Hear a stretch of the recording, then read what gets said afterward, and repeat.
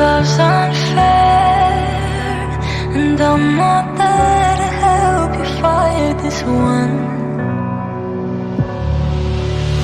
Should've known better not to fight forever. Should've known better not to be together.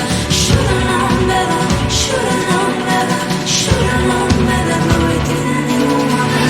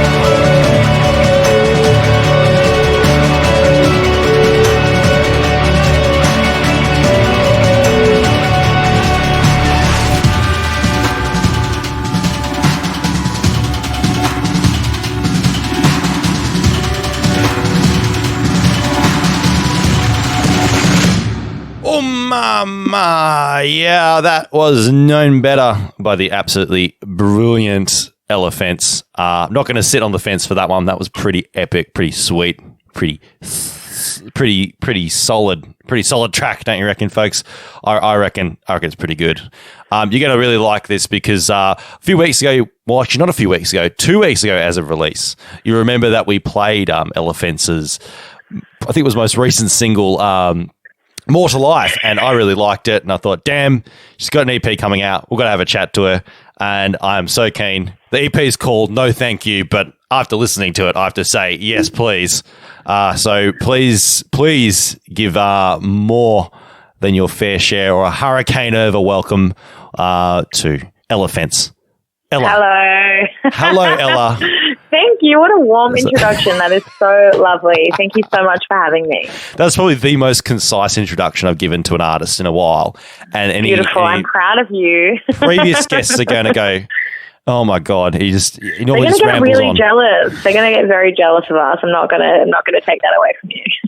I knew what I was going to say this time. I just normally just try and riff off the top of my head and then stumble into crash the car, so to speak, and they're like, like, glad that's over. Let's talk about something more interesting, How's your album?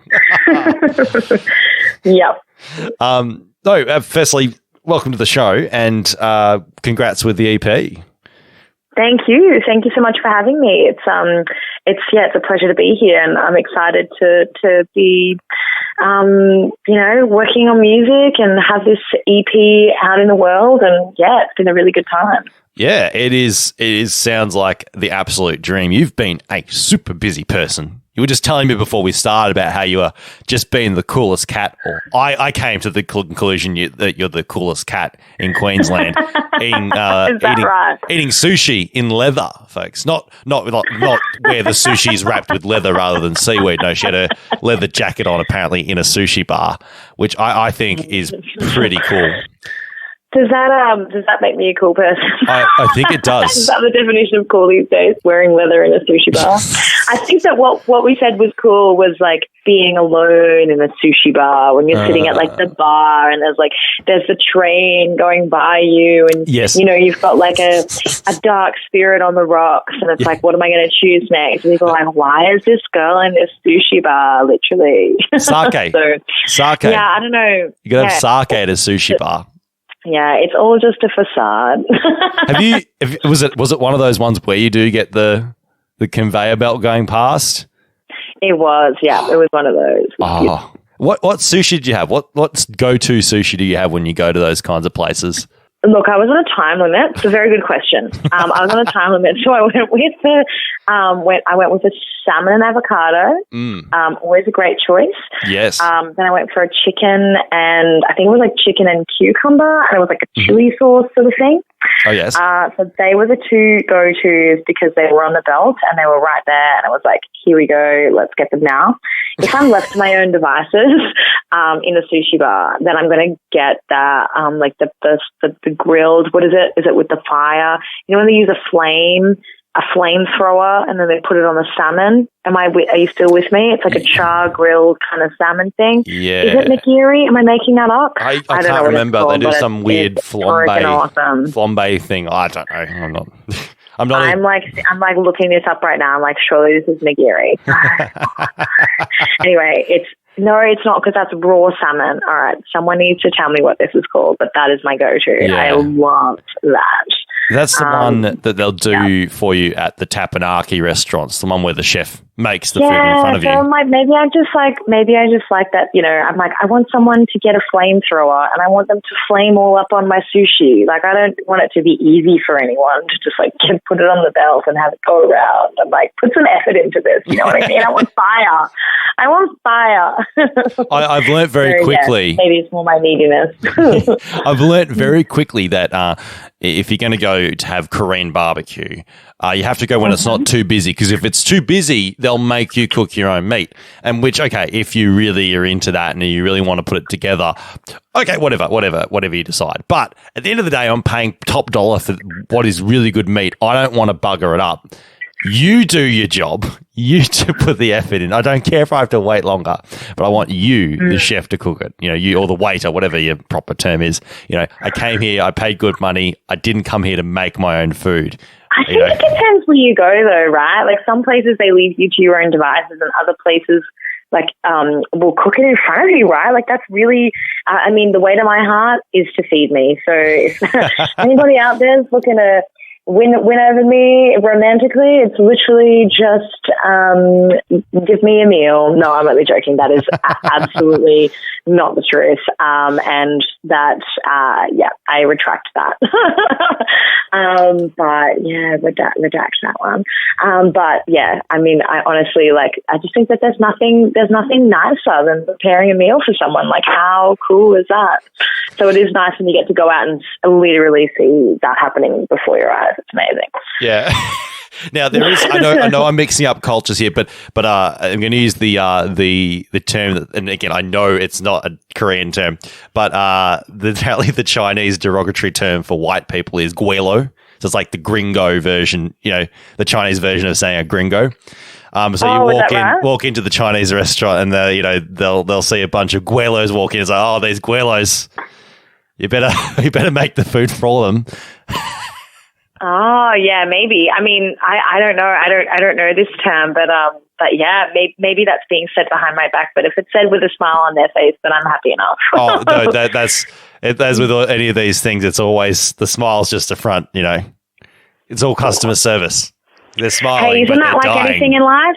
People are trying to pretend that they're nice to you, and they're really not. Who knows? You never really know what someone's thinking. But yeah, have you been? What's your favorite song off the EP?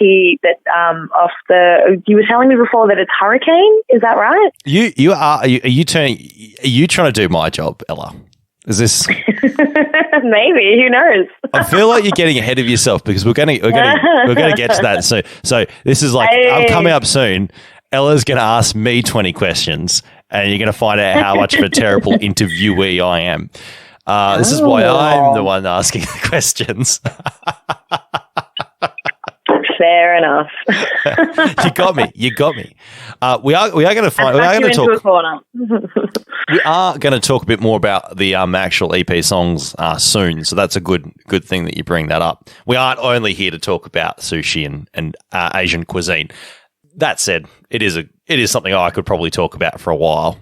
Fair enough.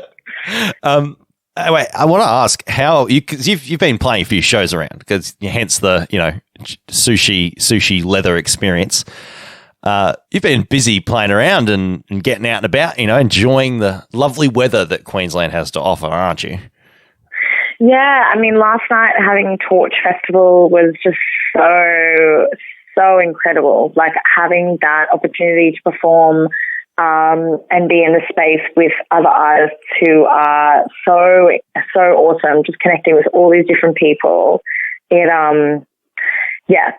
was great. Like it definitely, I mean, I was just chatting with my housemates actually earlier today about the huge hit that the music industry has taken, I mean, throughout COVID and that kind of thing. And it's just been such an interesting and challenging time for artists and for anyone in the industry. And over the last sort of month, having Blues Fest cancelled, where there's, one weekend Blues Fest is cancelled and the next weekend there's a rugby game with tens of thousands of people who aren't wearing masks, who are seated next to each other.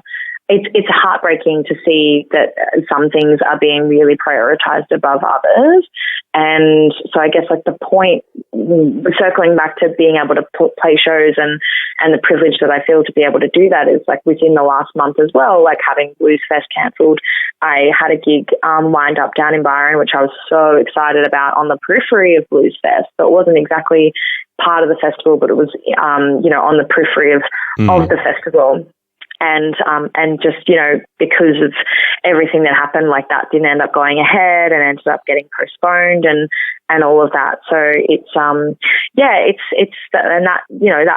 hit, hits everyone really, really hard. And you think that you're kind of coming out of it. And it's, I know that it's, obviously a global pandemic and it's something that's affecting so many people in different ways, but I think it's quite unique to artists at the moment, and artists and and anyone who's kind of entertaining, so like artists and hospitality and that kind of thing, that it's that flick of the switch sort of those lockdowns that kind of come into sort of like so quickly that can just change everything, and that's so anxiety inducing when in terms of like booking a tour and booking shows and things. So you go, okay, like, and you kind of have to let go a lot of like, okay, I'm planning all of this stuff. I'm putting a lot of time and energy and effort into doing this, while also knowing that I may actually not do it. Like it could be something that I put all of this, into, and it just actually doesn't happen. And so it's just interesting. Like I don't think that any time is wasted because it's like being put towards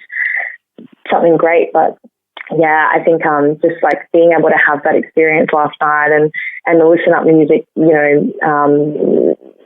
organisation and Torch Festival being the inaugural one and still going ahead, like all things considered, was just like so awesome. And I just cannot wait to perform down in Sydney, like having those two shows as well. Just so exciting to be able to be traveling and playing music and meeting so many cool new people. So it's just, it's been a really, really interesting time, but definitely keeping super busy with live shows as much as possible, as well as, just like writing so much music and really diving deep into production and that kind of stuff, like getting heaps of demos sort of ready for the studio next when I'm like getting next in there. Like I know haven't even talked about this EP and I'm already bringing up the next one. So yeah, it's been a weird time, but I've definitely been very, very busy doing that. So yeah, it's been good though. Because I was going to say, tell me a bit about Torch Festival, because you said it's the first one that's occurred. Yeah, I mean it's the inaugural one, so yeah, it is the first one. So Torch Festival, it's a festival. It's a music festival in West End. They had it, the first one. This one in West Room, which is a new venue that's sort of just opened in the city, which is exciting as well. And it's a mental health festival. So it's really advocating the conversation around mental health and how music can contribute to, the creation of music can contribute to an artist's mental health, as well as the consumption of music can contribute to, in a positive way, contribute to the positive influence of an audience's mental health, and like how those stories and how that connection can really help elevate, can help, consolidate different connections and also elevate, people's spirit and that kind of thing. And just the actual act of going along to a live music gig and all of those kinds of things. So yeah, that's kind of what Torchfest sort of encapsulated. So it was really, really beautiful to be one of the performers on that lineup alongside Tia Costello and some other incredible women. There were a few guys, but they really, really highlighted women within this festival, which I just thought was so beautiful. So I loved it. I loved every minute of it. It was great. Couldn't have had a better day yesterday. Yeah, I'm guessing the weather must have been nice. It was inside. It could have been storming outside. We wouldn't have even known. It was just, we were all inside that venue, and it was just, we were just making the absolute best of everything, and it was just so good, so much fun. Yeah. I was going to say, because if it is about mental health, in what way did the organisers really highlight that? What was different about it, say, than other music festivals where you may not have really got your attention in terms of this is about mental health? This is what we're trying to draw attention to. That's such a good point. Like, I think that it's within the ethos very much of most festivals, or you would hope that it's within the ethos of most festivals and events to really care about the patrons and want to make sure that they're having a good experience. I think that that's really within a lot of festival ethos, because it's like that why we're doing it. But I think when it comes to this particular festival, they had tangible things that they were doing. So they very much, like, in all of the promotional, like everything in the lead up to the festival was all about, really highlighting different people's stories, all the artists and, all these different people involved, sort of like their mental health, journeys and that kind of thing. And plus on the actual day, there was like a lot of, there was a bit of like a promotional element to it as well. So like there was someone that was like sponsoring with these chocolates that you could like scan a code on the chocolate, and you'd eat the chocolate, but you'd open it and scan the code, and it would give you some, some tips and tricks to get through, a down day or whatever it might be. And so that was really interesting. So that was like part of their promotion, but also part of like what they were kind of giving out on the day. But what I found most profound was that part of our sets, or part of our, like, they gave out people little torches on the way in. So you get a torch, like a head torch that you can wear. And so it was actually like when, so the story behind that is that when I was to sing my torch song, it's like a particular song that you have either written throughout COVID, or written throughout lockdown, or written throughout a down point in time, or you listened to. So it was like maybe covering a song that really helped you through a tough time, or a song that you had written, or a song of your own that, was something that had sort of helped you through a tough time. So that, for me, was a song that I've written that I haven't released yet.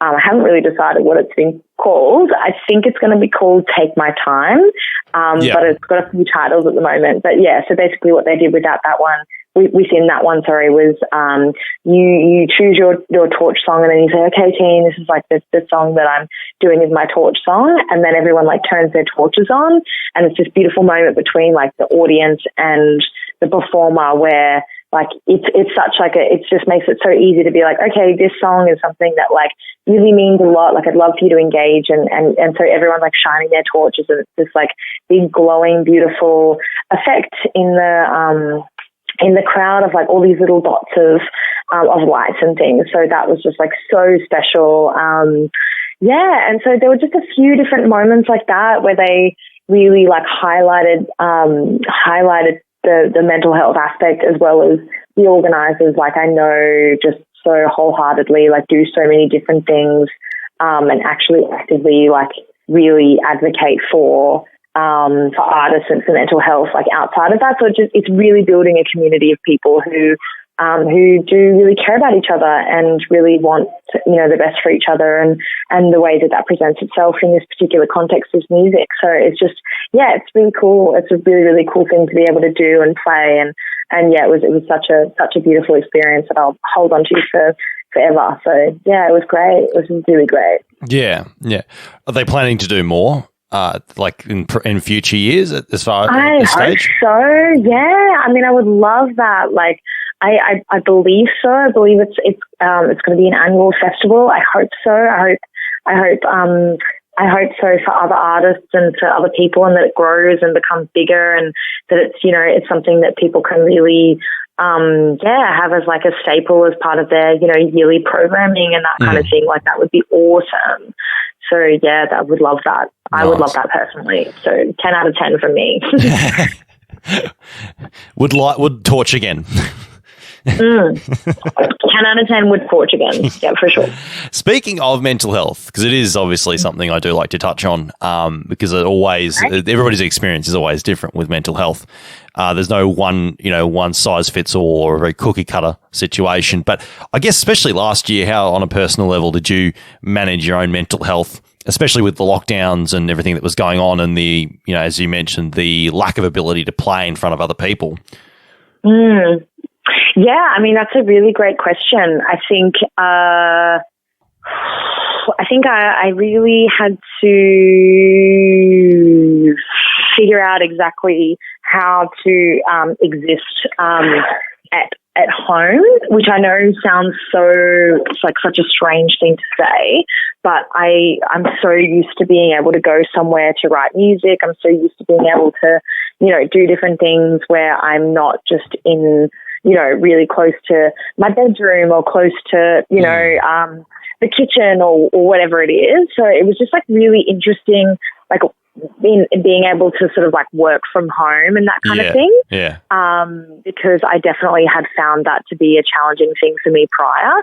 And the reason why I say that is like, because I think that the biggest thing for me in terms of like, mental health when it comes to working for myself is that getting out of bed thing I find so challenging. So once I'm up and going, like it's like, okay, here we are, we're doing this thing, we're going to get the day started. But like if I'm in like a shitty headspace and I wake up and I'm like, I don't want to get out of bed, like sometimes, I don't know, it's having that morning routine. So I think the biggest thing for me in terms of like lockdown and sort of like making my way through all of that sort of stuff was definitely like leaning into that morning routine and that kind of thing, and making sure that could be something that was that I was able to do on a every day. So anyway, my girlfriend pretty much has to cattle prod me to get me out of bed if there's no reason for me to get up. Really? Okay, that's interesting.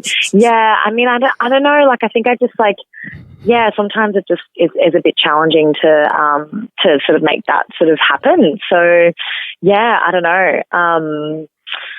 What was the skill? The morning routine thing. Yeah, it's a morning routine, like knowing that I had somewhere to go and get a beautiful cup of coffee and go for a walk, because I love going for walks and listening to podcasts and things. Like, that was definitely a big part of getting up and getting going, for sure. Like, that's definitely part of it. So, I was going to ask what did you learn to do during lockdown, but that pretty much answers it. I was going to say, I think that was my answer. Like, honestly, that morning routine thing, which just sounds so simple, and so many people have just like mastered that. But I just think that, I don't know, not having somewhere to go, because like I would always like, what I found really useful is I was like, okay, I know that I need to write from a venue. Like, I thought that I knew that about myself. I was like, okay, so I've got to like book in a space, like a book in a studio, or a book in a songwriting space or something like that. And I'll like go there and write music. And I think that the biggest thing for me, like so many different things, like that morning routine thing, getting up and getting going, also realizing that I had to create a space at home where I could write from that wasn't going to be, that I wasn't going to like inhibit myself. I was like, okay, so I'm like, we're in isolation. We have to stay home. It's all about staying home. I'm not going to not write music just because I find it challenging to write from my place of living. Like, I don't know, like some people, it's like, I can't work from home. I can't work from home. And I think that's just like not a good enough excuse because I work for myself and I need to be able to make this happen. And so I really had to like hone in on that. So like buying a bunch of plants and really decking out a space and making sure everything's always really clean and tidy and just different things like that like I know that it really helped me to thrive when it comes to being creative, because if I have a tidy, clean space, then I feel like I can kind of operate in a way that like kind of makes sense. So just different things like that. And then also so very much like creating from home, and getting up and getting going. That was just another thing that it's like totally escaped me. You didn't start having conversations with pot plants while you're writing. You're going, Mr. Fern, do you really think the 34th key change in this 14-minute opus is just overdoing it? No, let's do it. No, I definitely not do that.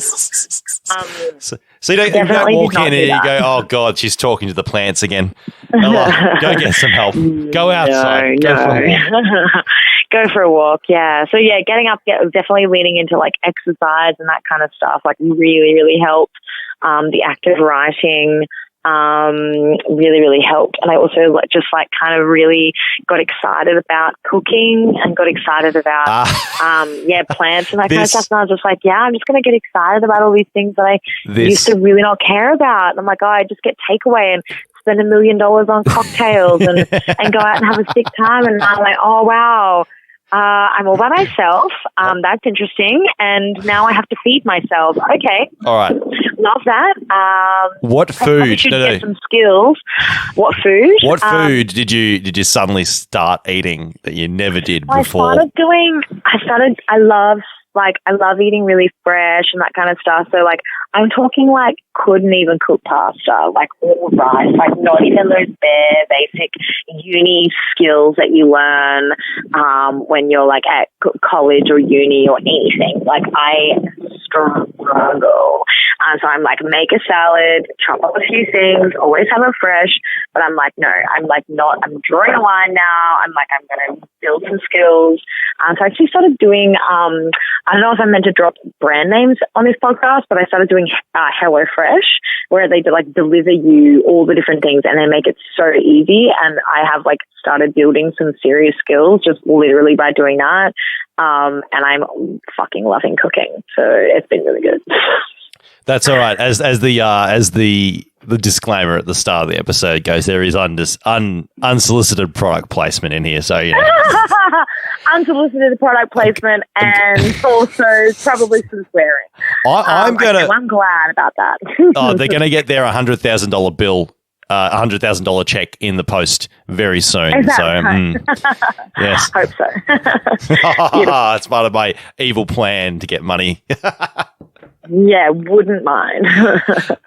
And also some free Hellofresh. That shit is expensive. I mean, it's definitely cheaper than eating out all the time. I will give it that. But I'm it's not saving me money. I could definitely go to the supermarket and buy all my ingredients. But I also, and also the waste part of it bothers me. It's probably the waste more than anything.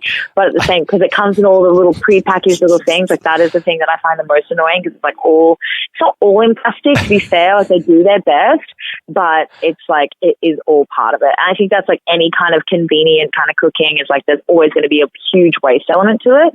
But at the same time, it's I know for me, at least at this stage in my cooking life, that I'm just finding it hugely beneficial. And I think that there will be a time when I can kind of walk into the grocery store and feel empowered and be all I need is rice and tofu, and I'm going to have everything else that I need in my pantry. But I'm not there yet. I don't know what I need. I don't know. So rather than tell me what I need.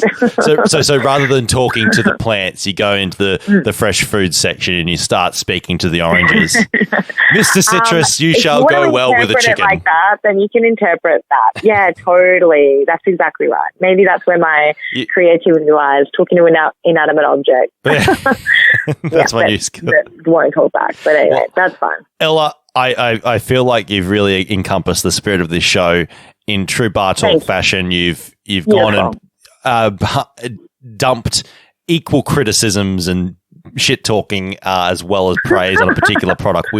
It's perfectly balanced. You know, you're the Thanos of product placements. I'm glad. Thank you. And I mean, I would back it up. I would back that up.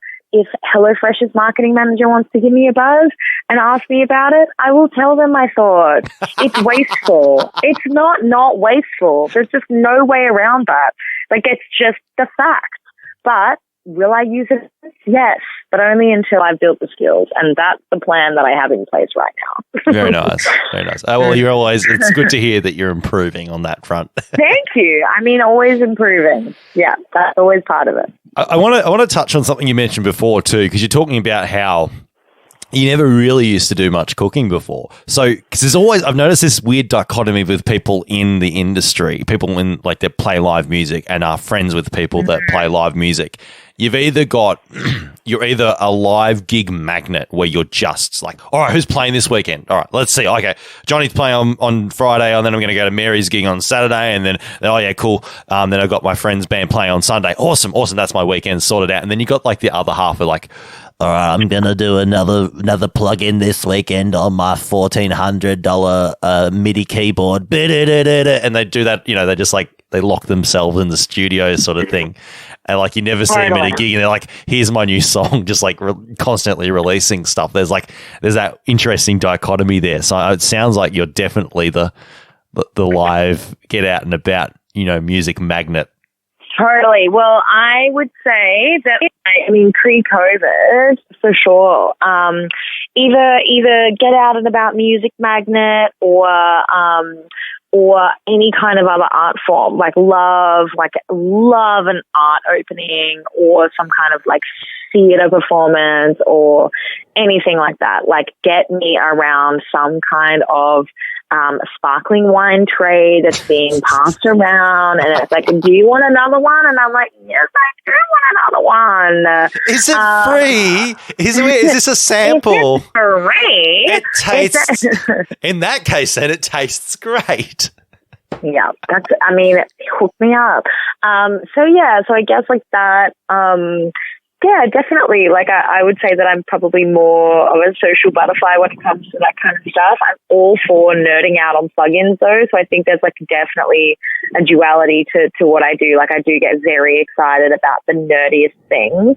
Not that plugins are nerdy, but I know, you know what I mean? Like I do get very excited about intricate details and different things like that. But I think that, yeah, it's definitely, I would say that I spend or have spent a lot of time sort of out and about and that kind of stuff. And yeah, definitely COVID's brought out a quieter side to me, more introspective, even in my songwriting, like a lot of introspective thoughts and putting those sort of into words and that kind of thing. Like that's been really exciting to me from that perspective as well. Also another thing sort of throughout COVID, I guess another way to connect with my audience was that I, started doing the like live streaming, which was like a pretty, I don't know, like it was a pretty common thing, I think, by the end of it. Like a lot of people doing live streaming, some people were doing it, in a really interesting way, and that was like exciting and that kind of thing. But for me, like I'm very much like I love having that alone time. Like I really need that quiet time, intricate time, just to like myself to actually explore different thoughts and different ideas, like whether it's in terms of that, like the song or in the studio or whatever. But I think that I like definitely thrive as a person more so. I think both sides actually help me to thrive, to be fair. But I think that I really get a lot out of that sort of those kind of connections and being out and about and hanging out with different people and learning different things and that kind of stuff. So, yeah. Nice. Speaking of, plugins and all that juicy stuff, to what percentage, what proportion of the EP is entirely your own input in terms of the production? That's a good question. I think with the music that I've been working on, it's very much like a collaboration between myself and the producers that I've been sort of working with. But I'd say that in terms of the production, like that, like very much like leans towards them. But definitely the songs that I'm working on now, that I'm writing and working on the pre-production stuff at the moment that's actually unreleased, that stuff is like going to be very much more me. So I'm excited about learning those skills. So that'll be cool. Yeah. Have you noticed like you've been learning more with every successive time you go into the studio? Yeah, definitely. And your ears get more better trained and that kind of thing. But I think that it's just, it's definitely something that that comes with time and comes with experience and comes with, definitely different, probably experience is like the word. But I think that for me, what I've kind of felt that I've been most excited about lately is that I think it's like I can hear something. So when I say that it's like a collaboration, like I feel like there are certain moments where I can hear that I really want something, and then, you talk to a producer or you talk to whoever about it, and it's like, okay, yeah, let's do that thing. And like there is a version of that where you kind of like leave that up to the producer and they complete that task for you. And it might be quicker, but it's not necessarily so that they get it wrong, but it's like it's their interpretation of what you're saying, sort of thing. So then you have to kind of like pare it back and go, okay, well, what do I actually mean? That kind of thing. And it's like there's like a level of communication that needs to happen.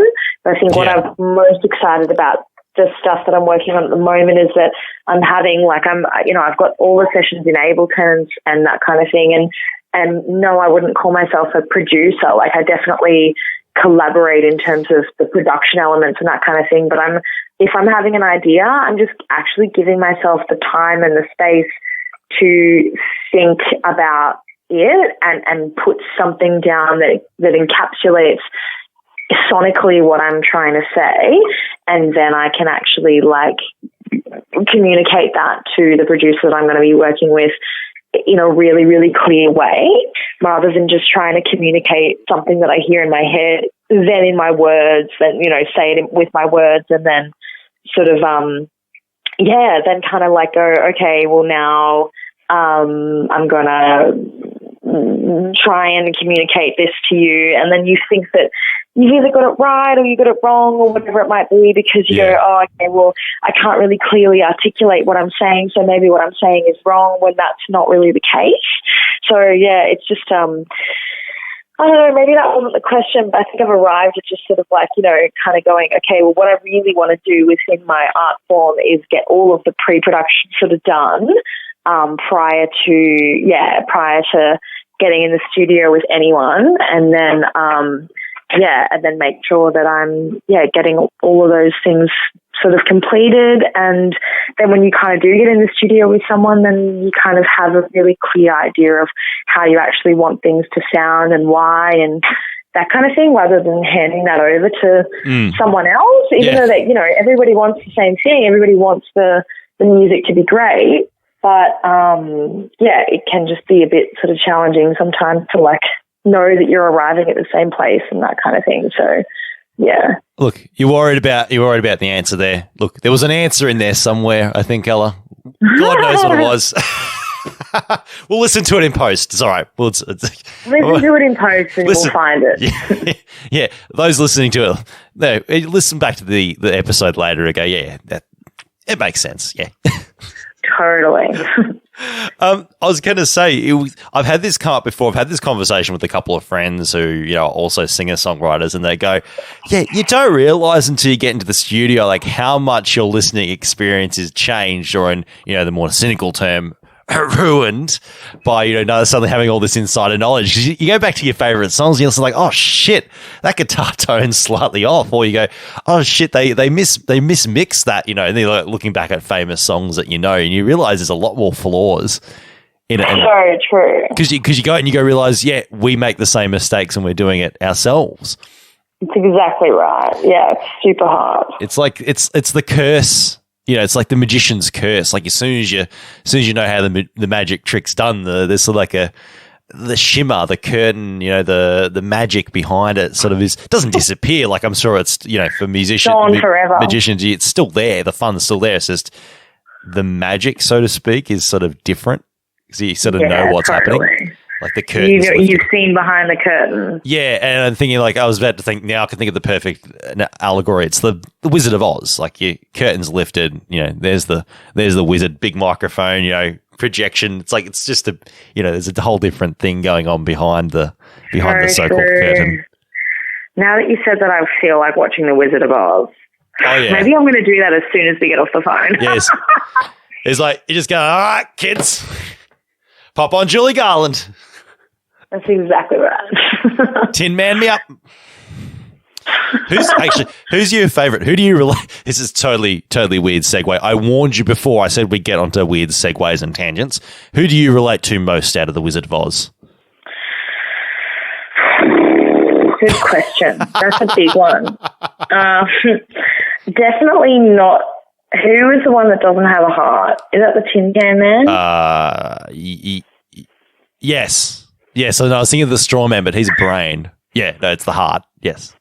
What are all the different ones? What's the lion's one? He doesn't have courage, does he? Yeah. So he's missing courage.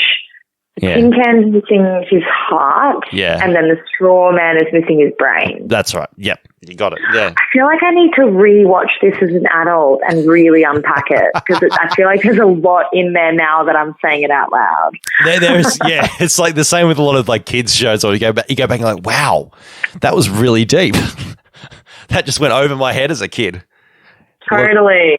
A lot of movies and media, it's like there's a lot there's a lot that the director or there's a lot that the author or there's a lot that, the creator was trying to say that I just didn't get as a kid.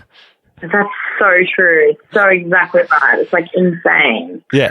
And then you look back and watch a show that you really loved as a kid and it's just not the same as an adult. It's just like, I mean, obviously it's because, I think there's a beauty to that, you're targeting kids as like a beauty that you can do when you're capturing a kid's attention that maybe the adults don't understand, So true. You've got to be able to bring your mind back to where the kids are at, and to be able to do that, I think requires a certain level of skill. So true. Or drugs, one or the other. Yeah, the old saying about yo gabba gabba in the night garden or whatever. There was always a joke going around that the creators were on LSD or some bullshit like that when they were making it. I wouldn't be surprised. I know. I feel I've never mentioned DMT on this show because I don't want to go down that rabbit hole. But I'm not Joe Rogan. I'm not going to go there. Who knows? Oh my God, I can't even begin to imagine. There's no microdosing that was crazy. put into the making of this show, that I can assure you. Nothing in the making of the show, is that what you just said? Yeah, no microdosing that went into the making of this show, yes. We're all maxing out here. We are maxing out. For those of you that have tuned out because of you don't like Lord of the Wizard of Oz's, whatever. I'm with Ella Fence, and we're not sitting on the fence on any issues here. We are really delving deep into what makes Ella tick, aren't we? Apparently. Maybe not the Wizard of Oz. Maybe that was a strange avenue that we went down that we don't need to go down again.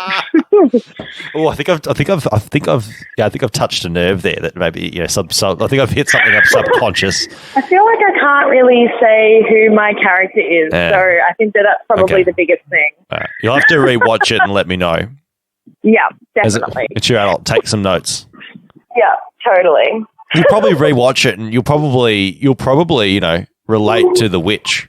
You'd be like, of course she was grumpy. Maybe that's why I'm triggered. She couldn't deal with this bullshit. Of course she was grumpy. Yeah, maybe. All these annoying girls getting in the way of everything. These stupid monkeys shitting on my carpet. Hey, you know what? Yeah, I'd say that it's probably just all of the terrible men in their life that turned her into a witch. Yeah. All my employees just wanting me to be dead. And then just, Yeah. Apparently that's the way that it went with her, so. Yeah, exactly. Ella, I mean, look, we are having a good old chat here. Yeah, and because as I said before, chatting here to Ella Page about everything, about her EP, about a lot of stuff that isn't about her EP. But speaking of, I mean, there was some really, really, really cool stuff going on sonically with the record.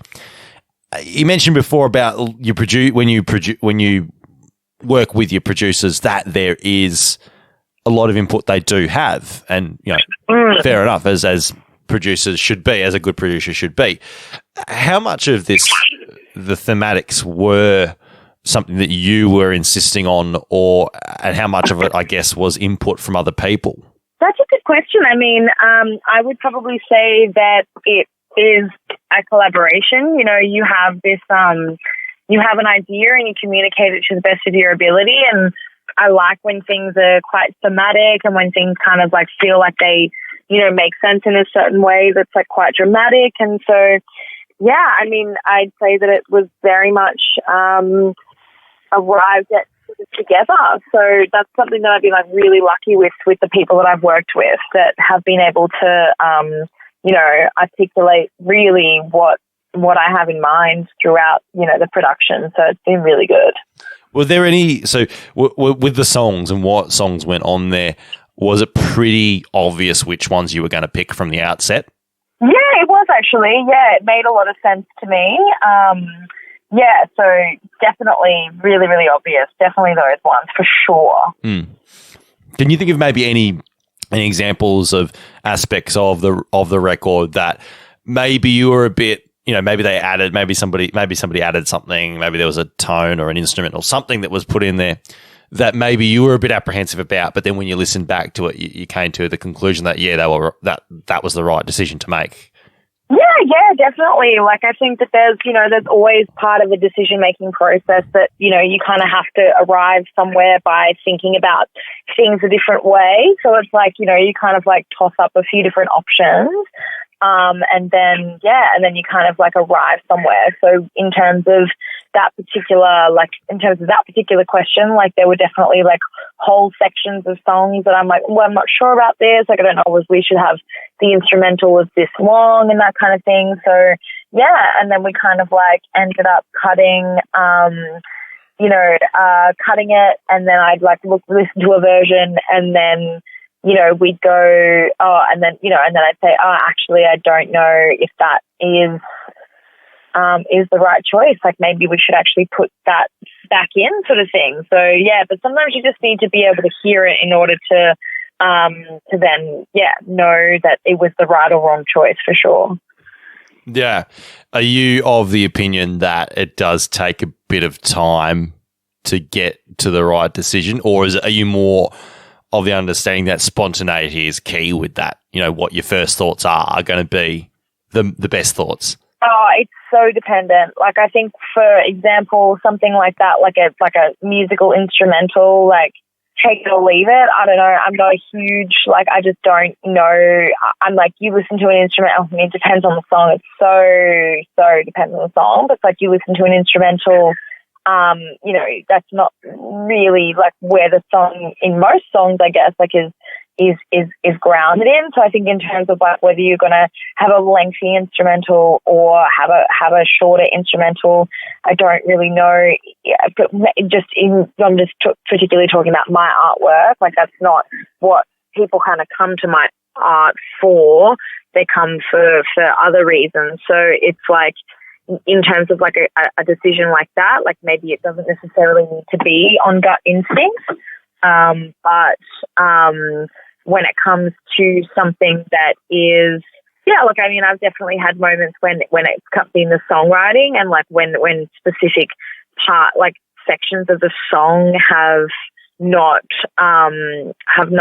been included in the actual end result, that hasn't been good. So I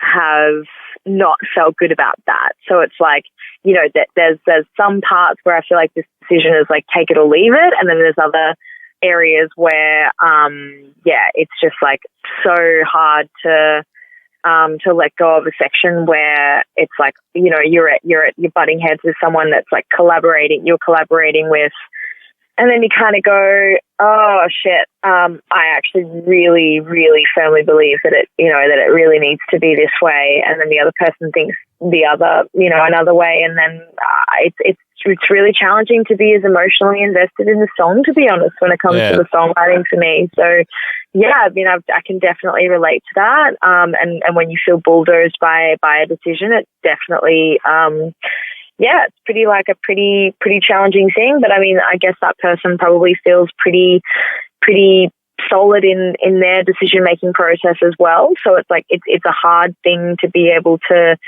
kind of arrive at a decision. But I can think of one time in particular that I'm like, it just has never settled well with me that I cut a section from that particular song that I'm thinking, like, I just don't love the song in the way that I just don't think it's as interesting as it was. I don't think that like, if I'm not thinking it's interesting, then I don't think that my audience will think it's interesting. Like, I don't know. Are we allowed to, provide specifics, or is this, purely confidential? So, that's going to be a magician's behind the curtains secret of mine.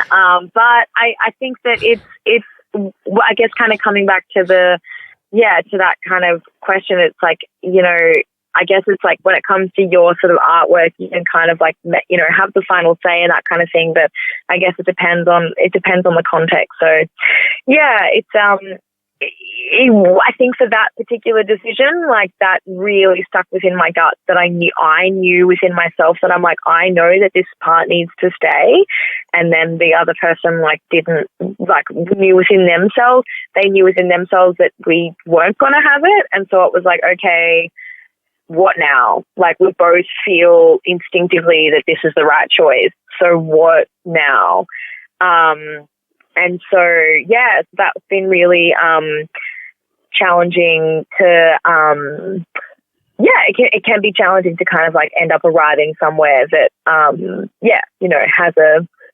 has a common ground when you're sort of doing that. So yeah, it's a hard one to nail sometimes. You mentioned before, and I picked up on it. I want to elaborate. I want you to elaborate further, Ella. I want you to dig deep into the soul of your audience. And because you mentioned, my listeners don't come for long instrumentals. Well, Ella, all I want to know is, what, in your humblest opinions, do your audience come to with your music? What draws them in? That's a good question. I mean, it sounded probably way more serious than what it was. Yeah. Yeah. I mean, it's a good question. I mean, I would be guessing, because there are, so uniquely, every person is unique, and they have different, reasons, but people have different reasons why they come to different things. But I guess in terms of like what I would hope that people came to my music for would be honesty, would be vulnerability, and honesty and vulnerability. Like, I think that is like, that's like, just really encapsulates, I don't know, the songwriting for me. I think that really heavily leans on the lyrical side of things, but it also kind of leans on the sort of like thematic choices as well. So I'd say that probably is more, I mean, so, your lyrics turn into your songs, turn into your production. And so, but I think that the whole way through, like, that really carries through. So it's just, it's an interesting sort of thing to think about. But I would hope, and I would assume that's what draws people in. I could be completely wrong, but that would be what I imagine that it would be. So it's not as though, I mean, I don't have these swelling long instrumentals, but what I do have are lyrics and verses and choruses that literally talk about exactly what I'm thinking and feeling, and whether it's lovely or horrible or any of it. Like, it's just, I talk about all of it. So yeah, it's a lot, but I choose to put that out there in the world, and I wouldn't take it back. And I think from what I've mostly found from what people have told me is that that's kind of what they've mostly connected with is the that sort of thing. So yeah. So the honesty has really been the idea that your music is very, it opens up a window into your soul, so to speak, from a poetic standpoint. Yeah. It is. So you found that it has been affirmed by people that you have given you feedback. Yeah, definitely. It shows and just different things. I'll often will explain sort of what a song's about. Yeah. Not every single song, at every single gig, but I choose sort of a few different moments throughout the night to explain different songs. It's not always the same song, and then within the songs and that kind of thing, I really put a lot into them, and then I don't hold back when it comes to just thoughts and feelings, even if it's something that even if it's about myself, or even if it's about sort of something different or whatever. So it's just kind of the feeling of honesty, or not even the feeling of honesty, the feeling of vulnerability and my core value of being as honest as possible throughout every stage of my life, including my songwriting. So that's just kind of where I'm at, and that comes through in terms of my songs. So yeah. Have you found that, well, as your audience has grown over the years, because you got these expectations now that people expect a certain level of honesty from what you're saying with your songs, that has affected how you've written your new stuff? Yeah, I mean, maybe. I would say that, good question. I think that I wrote my first EP sort of, no, I think I've definitely written all of my songs from that perspective. I think I wrote my first EP in my bedroom. It was just me with a guitar, and it was really, really, really, intricate and honest and that kind of thing. But then I also, then I went into more of the production model of songwriting, which definitely has a time and a place. And now I've kind of pared back and gone to, back to the writing by myself sort of thing. So yeah, it's been an interesting sort of thing to navigate, doing a lot of different kinds of ways of songwriting and drawing on that honesty from different perspectives, like whether I'm collaborating with someone or I'm in the studio and it's coming through in terms of different production and that kind of stuff. But I definitely now I think just giving myself the time to write music and really get demos together before getting in the studio again, and just giving myself the breathing space and the time to flesh out ideas and that kind of thing. Yeah, with that now then, and this sort of goes into moving forward, which is where I like to chat about. Do you think that in the future, if you decided that you wanted to change things up, you decided that, right, honesty is for punks, I'm all about metaphors, I don't know, just something stupid like that. I don't know, if you decided to totally change up what you thought your music was about, how forgiving do you think your audience would be? And I know you're probably going to say something really nice about them, but I want you to be brutally honest. Your audience has come to expect honesty, and I expect no less. Yeah. That's a really good question. I'm very much I guess, such a weird thing to say, known for. I'm known for, I guess, when it comes to releasing music, it's kind of a bit of for being a bit of a chameleon and a bit of a shapeshifter when it comes to genres and that kind of thing. So I think that in order to be a fan and an audience member and someone who's invested in me and my career, and the beautiful people that do those things, it's do come to shows and do and get excited about music and different things that I'm working on. It's I am so grateful for that, because I don't keep it really consistent when it comes to I think, for example, if it was okay, I really love the genre of pop, and I know that I'm always going to like the genre of pop, and these are all the pop songs that I'm going to listen to.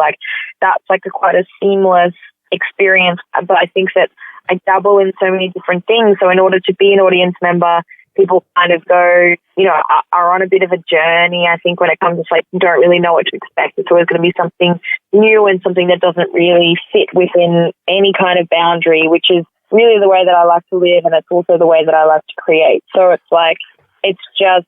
I think we're very lucky in that aspect that the couple of previous generations have trailblazed in terms of having the idea that as a whole career you can change. It's pretty much socially acceptable for an artist to change as they get older. Totally. I fully get that and respect that. And I love that. So I'm like, I just think that if I was to, I think and I would hope that if I was to do something different, then it would be really well received.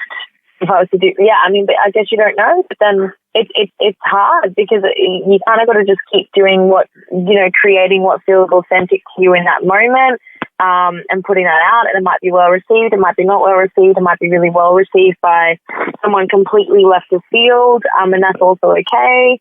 And so it's one of those things that it's like, okay, I've just kind of got to stay in the present moment, what's feeling right, create, get things out there in the world, and kind of like follow that, and keep it within the realm of who I am and within my core values and that kind of thing. And that's the best place to create from, rather than sort of worrying too much about making sure that all the sounds are the same and all different things like that. Like, that's really not where my priorities lie. Fair enough. Yeah. Good answer.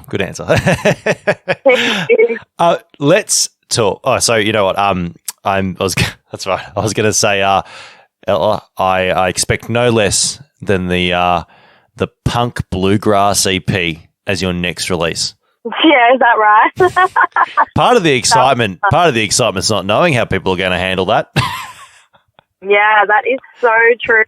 That is part of it. Let's talk about what's coming up, because as you did mention before, you are playing in Sydney. Tell me about it. What's happening? Who you're playing with? Where you're going to get turned AF afterwards, and where your leather, and what you're going to eat? Oh, that is such a good question. I mean, where am I going to get turned?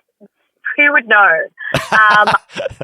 I have a show on the Friday and also a show on the Saturday. One of them is in Chippendale.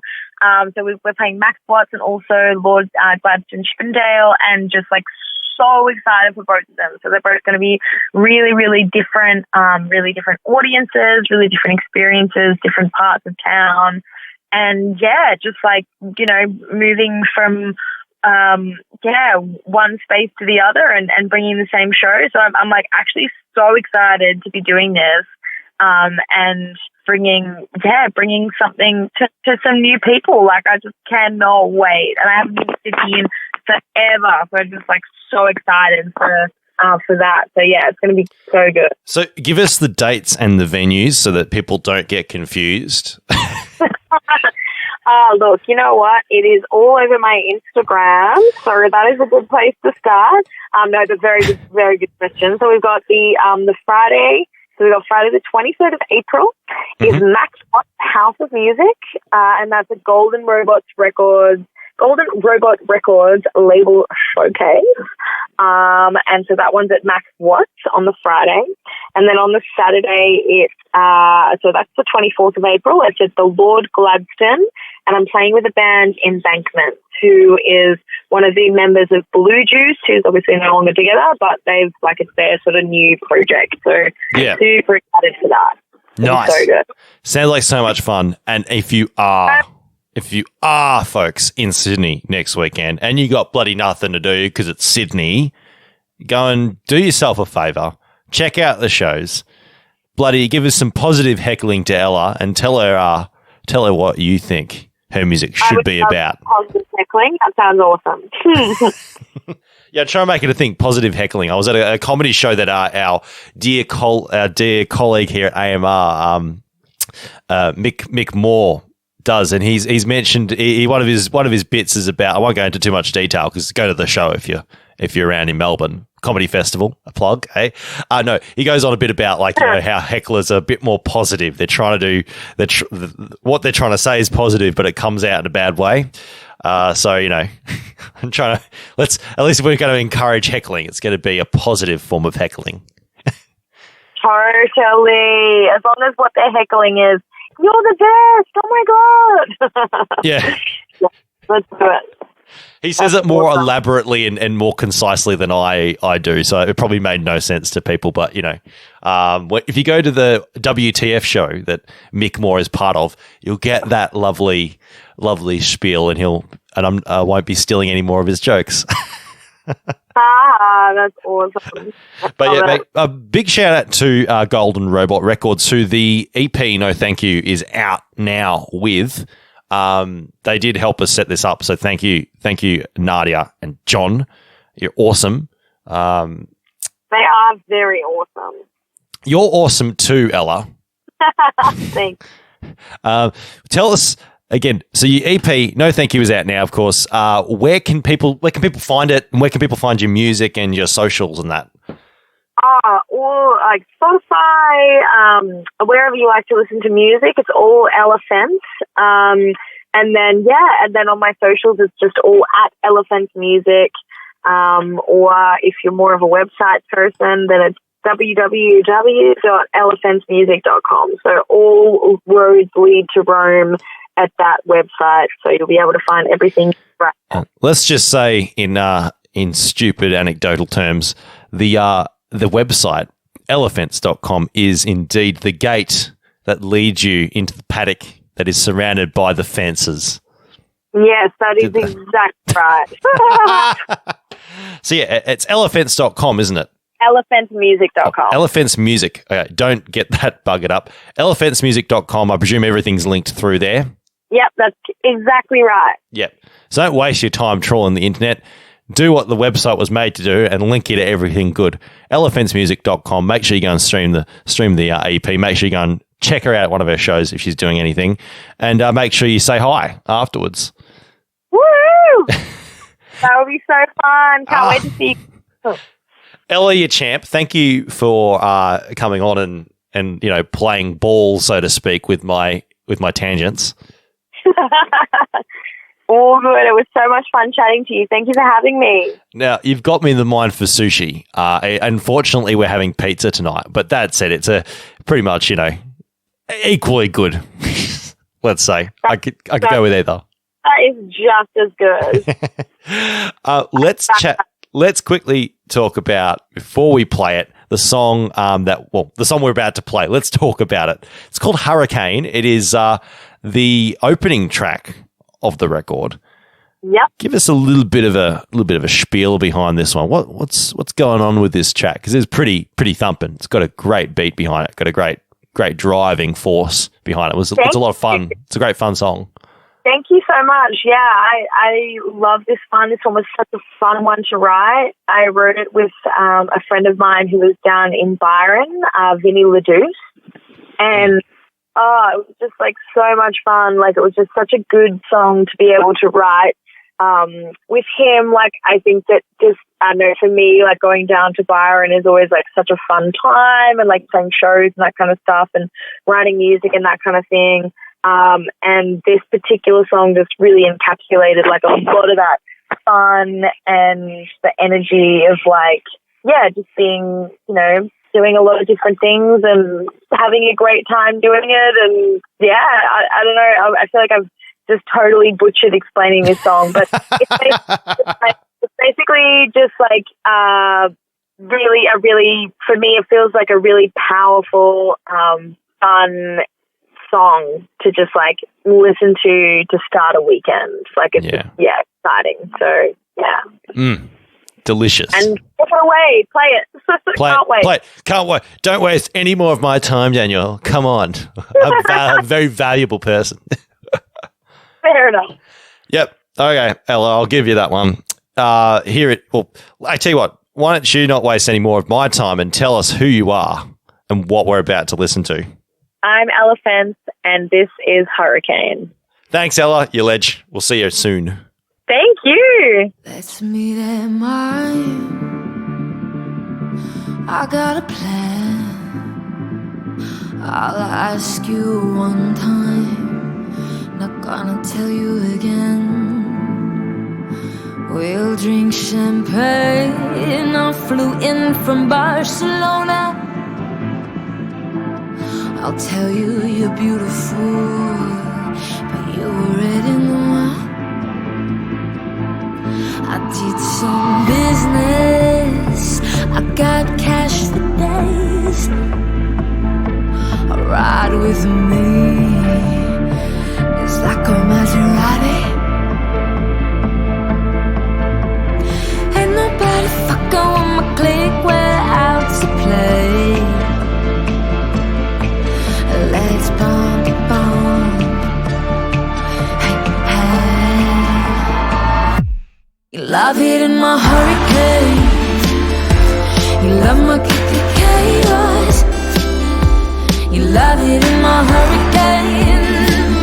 You know you love it. Oh, I'm a fancy bitch. I sparkle in it. I've seen some things you didn't know could exist. Am I the devil or am I what you need? I can teach you things you thought you'd never see. I'll steal a bottle, so don't go far away. Let's bump, bump. Hey, hey. You love it in my hurricane. You love my chaos. You love it in my hurricane. You know you love it all. You love it in my hurricane. You love my chaos. You love it in my hurricane. You know you love it all. Follow me. You know you like to taste. Whatever we do, we fill the room with grace. Suck on my venom, you know you wanna taste. Let's bump, bump. Hey, hey. You love it in my hurricane. You love my chaos. You love it in my hurricane. You know you love it all. You love it in my hurricane. 1, 2, 3. You love my chaos. Underneath the cave. You love it in my hurricane. You know you love it all. Everyone in LA. Let's bump, bump. Hey, hey. Let's bump, bump. Hey, hey. AustralianMusiciansRadio.com